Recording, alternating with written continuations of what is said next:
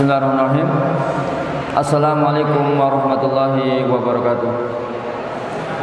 Alhamdulillahirabbil alamin wa bihi nasta'inu ala umuri dunya waddin wassalatu wassalamu ala asyrafil anbiya'i wal mursalin wa ala alihi wa sahbihi wa man tabi'ahum bi ihsanin ila yaumiddin wa ba'd. Ayyuhalladzina rahimani wa rahimakumullah. Alhamdulillah, pada malam hari ini kita bisa berkumpul di majelis ini untuk thalabul ilmi. Mudah-mudahan Allah memberikan taufik kepada kita, memberi kemudahan kepada kita dalam mempelajari hadis-hadis Rasulullah sallallahu alaihi wasallam, hadis-hadis ahkam yang disebutkan oleh Imam Ibnu Hajar dalam kitabnya Bulughul Maram. Ayyuhalladzina rahimani wa rahimakumullah. Pada malam hari ini kita akan meneruskan membaca syarah hadis idza walagha al-qalbu fi ina'i ahadikum. Syekh Utsaimin mengatakan termasuk faedah hadis ini annal ghusla la budda an yakuna min malikil ina alladhi walagha fihi al-qalbu tuwafiquna ala hadha.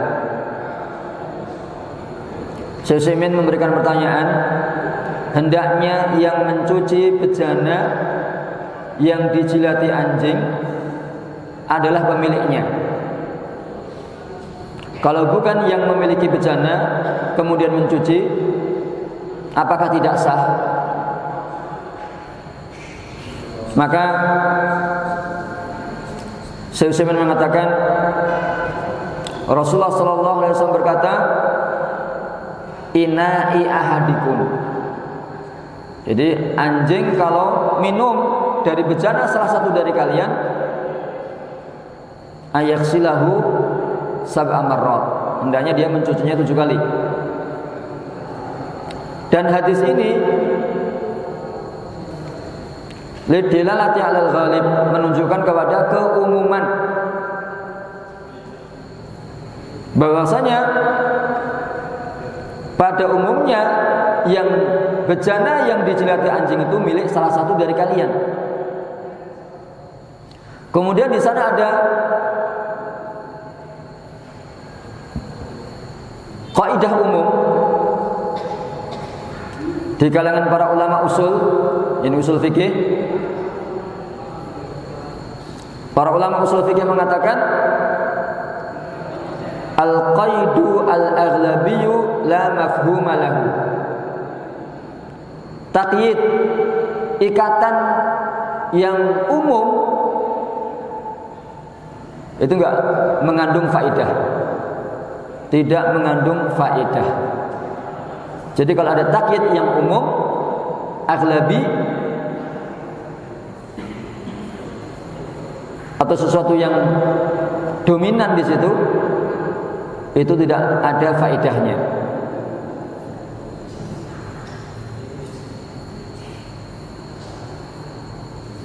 La mafhuma lahu, atau tidak ada mafhumnya.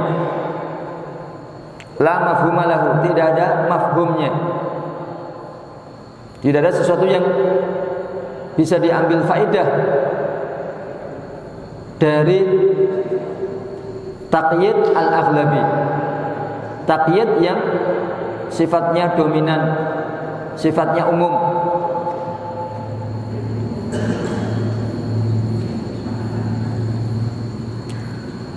Syekh Utsaimin mengatakan wa hadhihi faidah tanfa'uka fi mawatina katsiratin. Faidah ini memberikan manfaat kepada kamu dalam banyak tempat. Tidak hanya dalam masalah ini, yaitu bejana yang dijilati anjing, tapi mencakup banyak tempat, banyak masalah. Kaidah apa?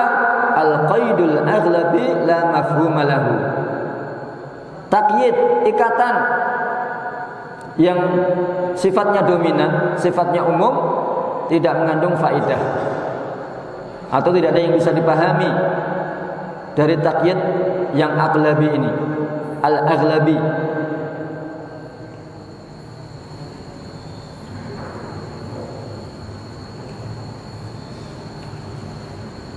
Berdasarkan ini, kalau kita melihat bejana tetangga kita dijilati anjing, dan kamu takut tetanggamu nggak tahu kalau bejana itu telah dijilati anjing, maka kamu mengambil bejana tersebut, dibuang airnya, kemudian kamu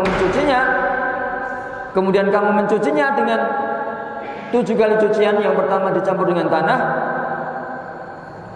maka ini sah atau ini mencukupi, walaupun itu bejana orang lain, bukan bejana kamu.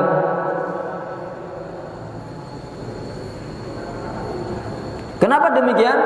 Karena sabda Nabi tadi, fi ina'i ahadikum, di salah satu bejana dari kalian, hadza lil aghlab, ini keumumannya demikian, kebanyakannya demikian, bejana tersebut milik salah satu dari kalian.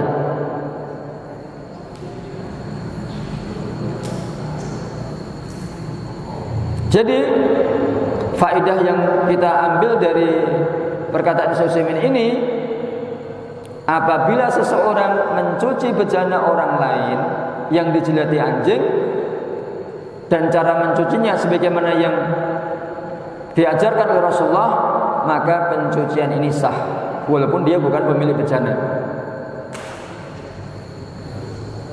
Berikutnya, faedah berikutnya yang disampaikan oleh Syekh Utsaimin di sini, annal kalba muharramul akli, anjing itu haram dimakan.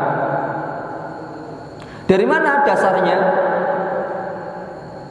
Kenapa anjing haram? Karena kita punya kaidah, kata Syekh Utsaimin, kullu najisin fahuwa haram. Setiap sesuatu yang najis itu haram dimakan. Setiap yang najis haram dimakan. Walaysa kullu haramin najisan. Tapi tidak semua yang haram itu barang najis. Jadi setiap yang najis itu haram dimakan, tapi tidak semua yang haram itu najis. Anjing najis, maka nggak boleh dimakan. Dan di sana ada sesuatu yang haram tapi tidak najis. Contohnya apa? Contohnya khamr. Menurut pendapat yang rajih, di antara ulama juga ada yang mengatakan khamr itu najis. Tapi yang rajih, khamr itu tidak najis, tapi haram dimakan.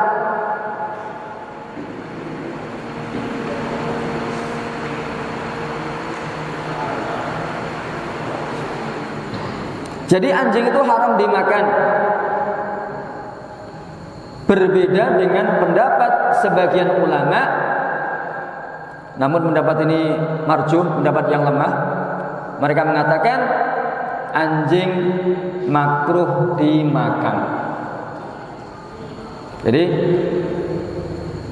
sebagian ulama ada yang berpendapat anjing itu makruh dimakan. Alasannya apa? Li'annal asla al-hillu, kata mereka. Karena hukum asalnya anjing itu halal dimakan, karena nggak ada dasarnya untuk mengharamkannya, katanya. Namun mereka lupa dengan sabda Rasulullah sallallahu alaihi wasallam yang menyatakan wa kulli dzinabin minas siba, dan setiap binatang yang memiliki taring dari binatang buas. Dan faktanya anjing itu juga punya punya taring yang dia berburu, mangsanya dengan taringnya. Dari fisiknya anjing memiliki taring, dan dia juga berburu atau menjadi binatang buas dan menggunakan taringnya untuk berburu, mangsanya, makanannya. Dari dasar-dasar ini, dari dalil-dalil ini, jelas bahwasanya anjing haram dimakan. Adapun pendapat yang marjuh, pendapat yang lemah, yaitu pendapat Malikiyah, bahwasanya anjing makruh dimakan. Mereka dasarnya adalah hukum asal. Al-aslu fihi al-hillu. Hukum asalnya halal. Dan dibantah oleh Syekh Utsaimin, mereka lupa hadis Rasulullah ini, wa kulli dzinabin minas siba.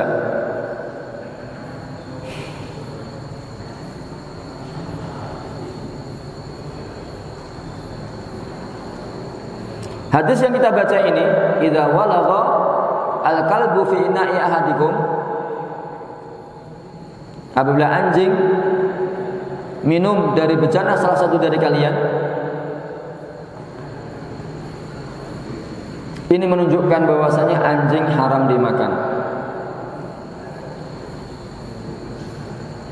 Karena apabila kita harus berhati-hati dari air liurnya, maka bagaimana mungkin kita bisa makan dagingnya? Kalau air liurnya saja najis, maka bagaimana bisa kita makan dagingnya?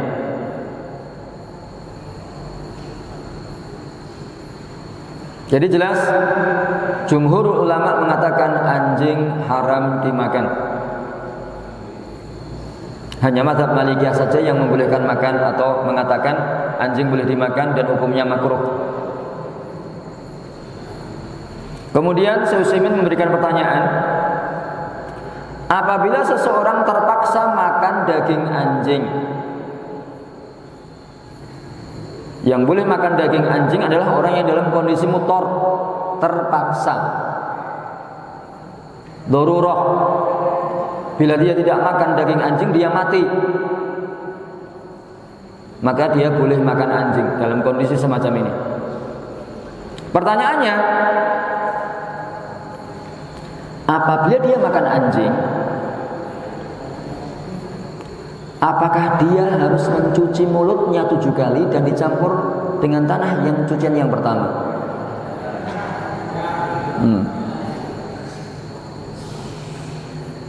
Maka Syekh Utsaimin mengatakan, tatkala Allah membolehkan makan anjing, bagi siapa? Lil muttar, orang dalam kondisi terpaksa. Kalau dia tidak makan dia akan mati. Maka ketika itu irtafa'at an-najasah. Dalam kondisi semacam ini terangkat kenajisan anjing tersebut. Kenapa? Tatkala dia boleh makan, maka najisnya hilang atau tidak dianggap najis lagi. Kenapa? Karena dia boleh makan.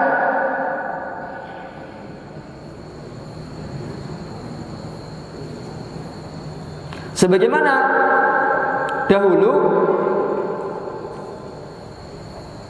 keledai itu boleh dimakan, kemudian dimansukh dengan hadis Rasulullah SAW yang melarang makan keledai. Maksud keledai sini keledai jinak yang dimanfaatkan oleh manusia untuk tunggangan, dimanfaatkan manusia untuk bekerja, dimanfaatkan manusia untuk membawa barang. Keledai jinak haram dimakan. Dahulu boleh dimakan, maka dagingnya tohir. Ketika diharamkan untuk dimakan, maka dagingnya menjadi najis. Jadi tatkala keledai jinak ini diharamkan untuk dimakan, maka dagingnya menjadi najis.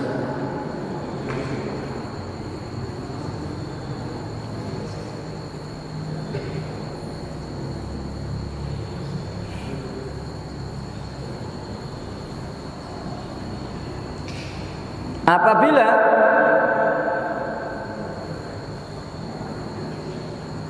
kita tidak perlu mencuci mulut orang yang makan anjing dalam kondisi mutor, demikian pula lebih aula, lebih pantas untuk tidak mewajibkan mencuci perut atau mencuci lambung. Kenapa?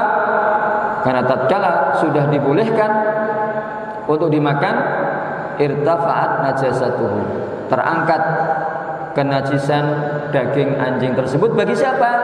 Bagi lil muttar ini, bagi orang yang terpaksa makan daging anjing.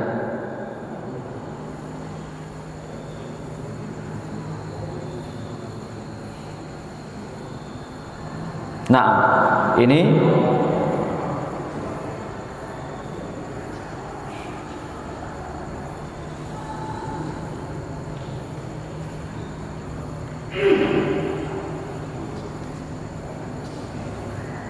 kemudian Syekh Utsaimin menyebutkan beberapa pertanyaan.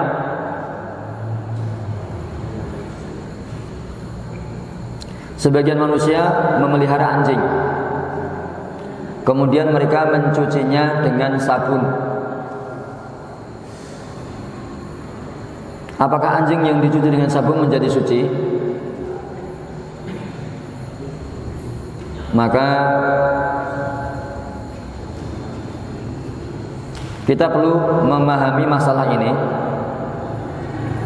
Jadi orang yang memelihara anjing, ketika anjingnya dimandikan dengan sabun, apakah najisnya hilang? Jadi dalam masalah ini perlu ada penjelasan detail tentang bulu anjing. Kalau dagingnya jelas najis, pertanyaannya adalah bulunya. Bulu anjing, bulu babi, najis atau tidak?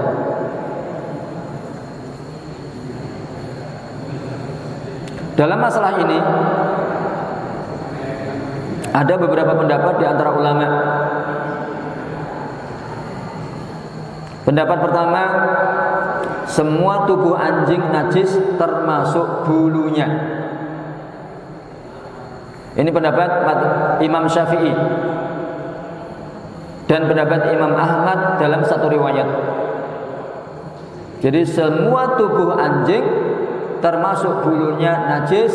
Ini pendapat Imam Syafi'i dan satu pendapat dari pendapatnya Imam Ahmad. Pendapat kedua,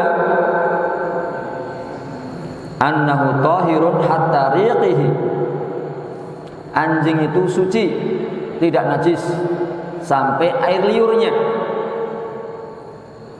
Ini pendapatnya Imam Malik.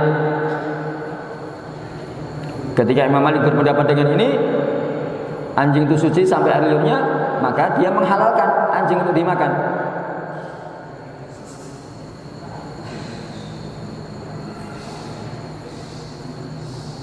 Walaupun makruh gitu kan, boleh makan tapi makruh. Pendapat ketiga, anna riquhu najis, air liur anjing itu najis. Wa anna sya'rahu tahirun, sedangkan bulunya itu suci.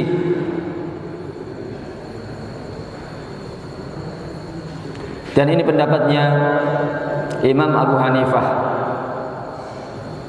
Dan satu pendapat dalam pendapatnya atau satu riwayat dari pendapat Imam Ahmad bin Hanbal. Dan ini pendapat yang rajih. Pendapat yang rajih bahwasanya bulu anjing, bulu babi, bulunya babi, babi punya bulu, bulunya babi itu tahirun, suci, tidak najis.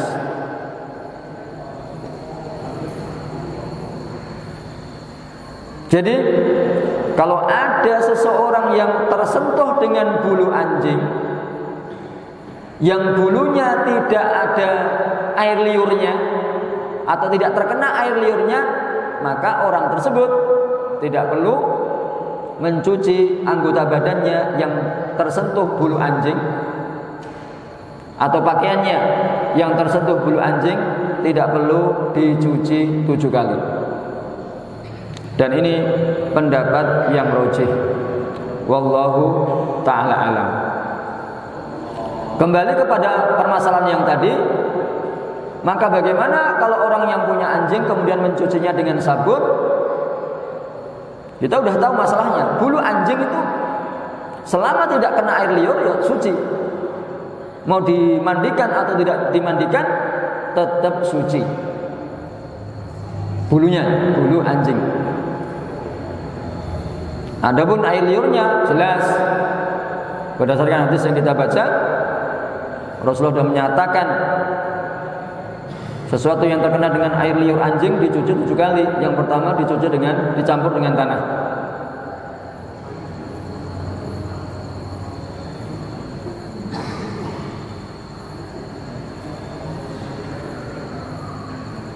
Kemudian ayat tulab rahimani wa rahimakumullah, kita akan masuk kepada hadis berikutnya. Hadis ke-9 dari kitab Bulughul Maram. Wa an Abi Qatadah radhiyallahu anhu, dari Abu Qatadah radhiyallahu anhu, anna Rasulullah qala, bahwasanya Rasulullah sallallahu alaihi wasallam bersabda, fil hirrati, tentang hirrah. Apa itu hirrah ya tulab?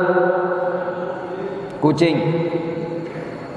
Rasulullah bersabda tentang kucing, innaha laysat binajasin, sesungguhnya kucing itu tidak najis. Innama hiya, sesungguhnya kucing itu minat tawafina alaikum, termasuk binatang yang mengelilingi kalian, mengitari kalian, selalu berdekatan dengan kalian, mengikuti kalian. Seperti yang kita saksikan kucing-kucing kita di rumah,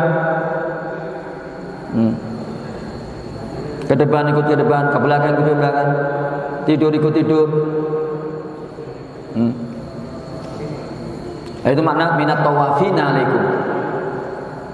Akhrajal arba'ah wa sahahu at-Tirmidzi wa Ibnu Huzaimah. Diriwayatkan oleh 4 ahli sunan dan disahihkan oleh Tirmidzi dan Ibnu Huzaimah.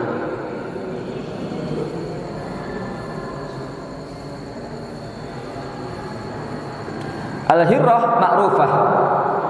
Hirrah adalah sesuatu yang ma'ruf, yang dikenal oleh manusia. Dan hirrah ini memiliki banyak nama.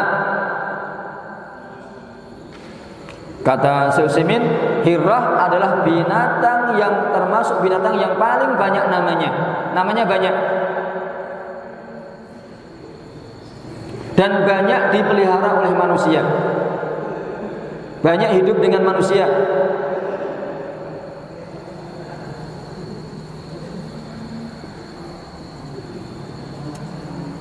Karena saking banyaknya bergaul dengan manusia, maka kucing punya banyak nama. Setiap negeri punya nama sendiri.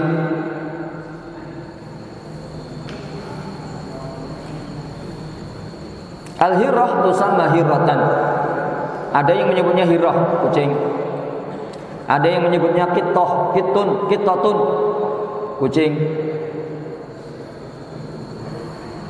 Kemudian ada yang menamakan sannaur, kucing juga. Ada yang menyebutnya basun, bi fathil ba, basun pakai sin, basun. Kemudian disebutnya dalam Al-Qamus, orang-orang awam tuksiruhu, kadang mengkasroh ba, bisun, bis.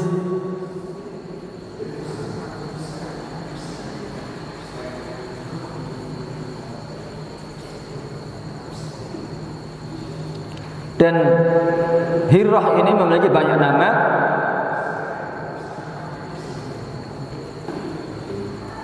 Lihatlah kitab Al-Hayawanat Lid-Damiri.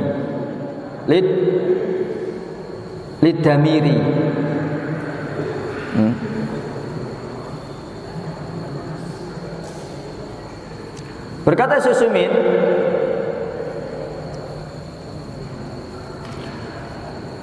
nama ini tidak penting. Yang penting Yang penting adalah ketika kita ditanya, apa itu hiroh? Ketika ditanya apa itu hiroh, apa itu kucing, maka kita harus bisa menyebutkan apa itu kucing, gitu kan?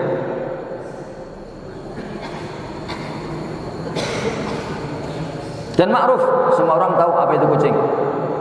Kemudian Syekh Utsaimin bertanya, apakah kucing termasuk minas sabak? Minas sabuk. Sabuk itu binatang buas.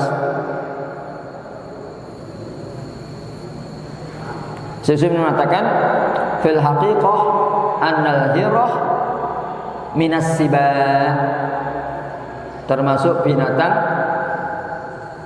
buas, karena dia menerkam mangsanya dengan taringnya. Dia menerkam mangsanya dengan taringnya.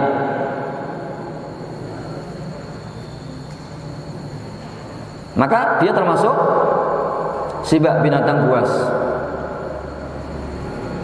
Dan sebagaimana hadis yang kita sebutkan di depan, semua binatang buas haram dimakan. Kalau kucing, kata Syekh Utsaimin, termasuk sibak, ya kan? Didengarkan? Apalagi luwak, gitu kan? Luwak atau musang, bila dibandingkan dengan kucing, ya lebih buas luwak, gitu kan? Luwak itu makan ayam, kucing nggak berani makan ayam, ya kan? Dan luwak juga punya taring, maka dia minas sibak, dia binatang buas, luwak itu.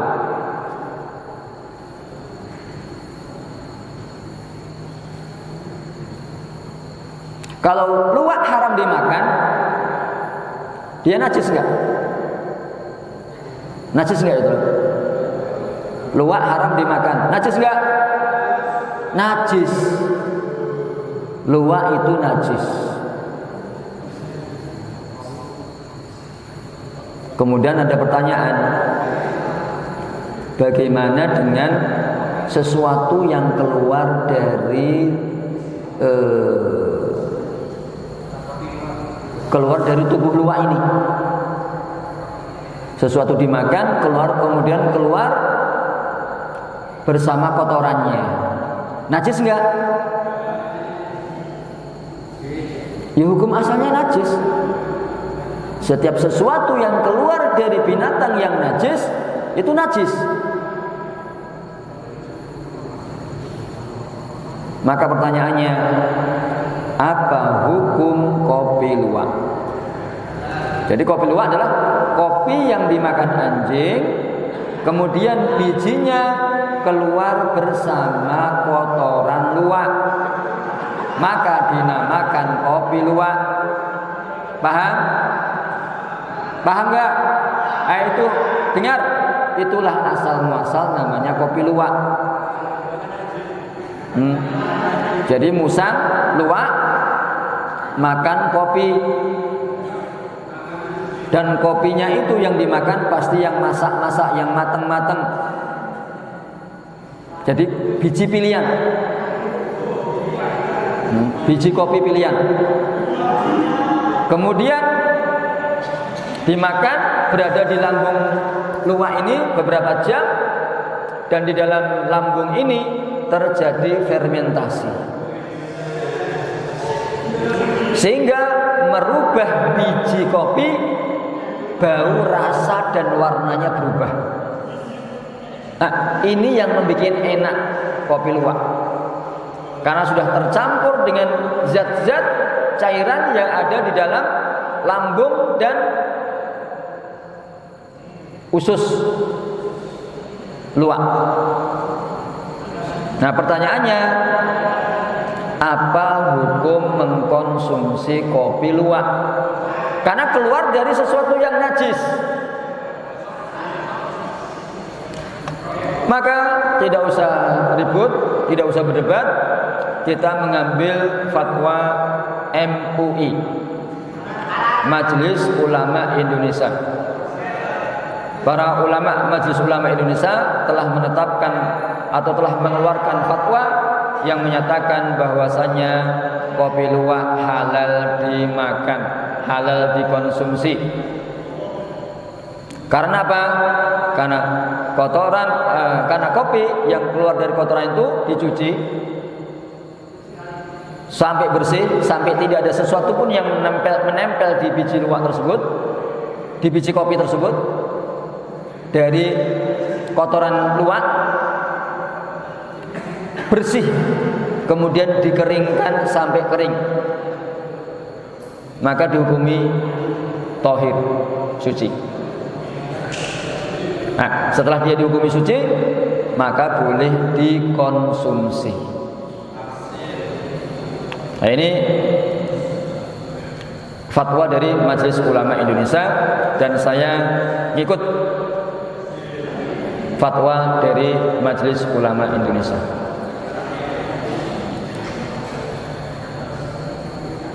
Kemudian ayuhatullah rahimani, kembali kepada masalah hadis ini.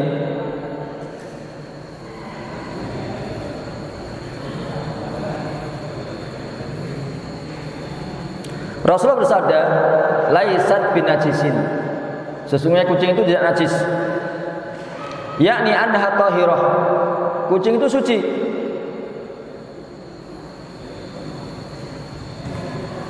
Kalau Rasul menafikan sesuatu, maka kebalikannya ditetapkan. Yang dinafikan dalam hadis ini najis, kucing tidak najis, berarti Rasulullah menetapkan kucing itu thahir, suci. Wa najasun huna syifatun musyabbahah, laisa binajasin, laisat binajasin, najas syifatun musyabbahah. Kabatol, seperti kata batol bermakna suja.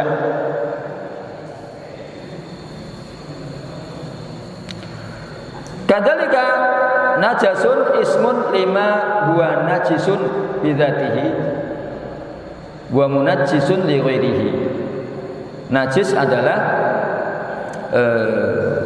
nama untuk sesuatu yang najis zatnya dan bisa menyebabkan najis yang lainnya. Namun Rasulullah berkata dalam hadis ini, innaha laisat binajasin, sesungguhnya kucing itu tidak najis. Dan ini menjadi metode Nabi dalam mengajarkan kepada umatnya. Dalam hadis ini Rasulullah menyebutkan hukumnya dan menyebutkan ilatnya. Rasulullah menyebutkan hukumnya dan menyebutkan ilahnya, sebabnya kenapa kucing tidak najis. Ilatnya apa? Rasul mengatakan innaha minat tawafina alaikum. Ilatnya kucing tidak najis karena dia minat tawafina alaikum, selalu mengitari kalian, selalu mengelilingi kalian, ikut kalian kemanapun kalian pergi. Ini ilatnya, kucing tidak najis. Kalau kucing tidak najis, apakah boleh dimakan?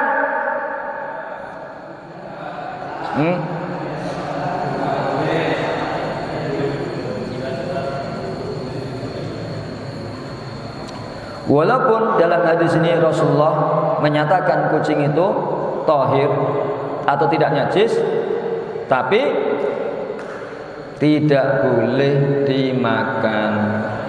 Kenapa?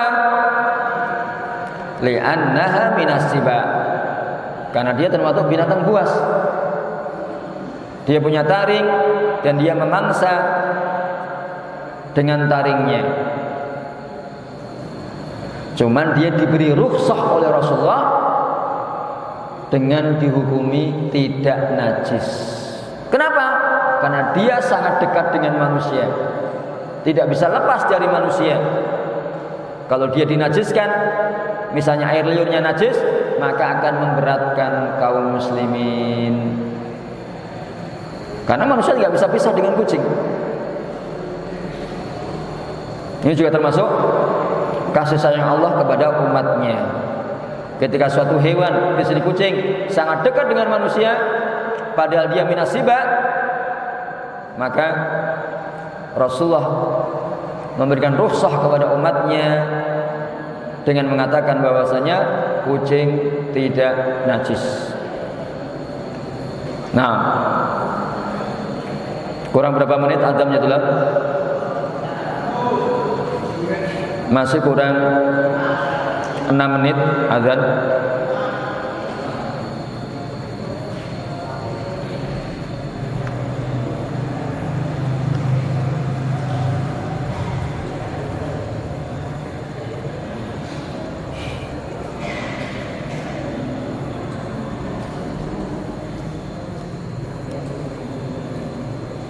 Ayatullah rahimani wa rahimakumullah.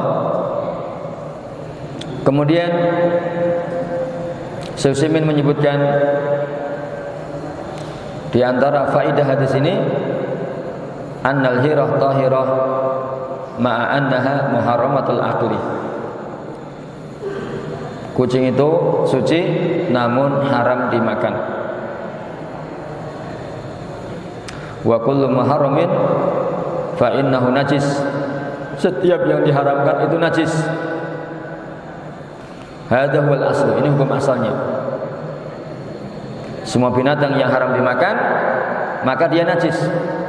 Tapi di sini khusus pada kucing, hukum najisnya kucing hilang dengan nas dari Rasulullah sallallahu alaihi wasallam yang mengatakan innaha laisat binajasin.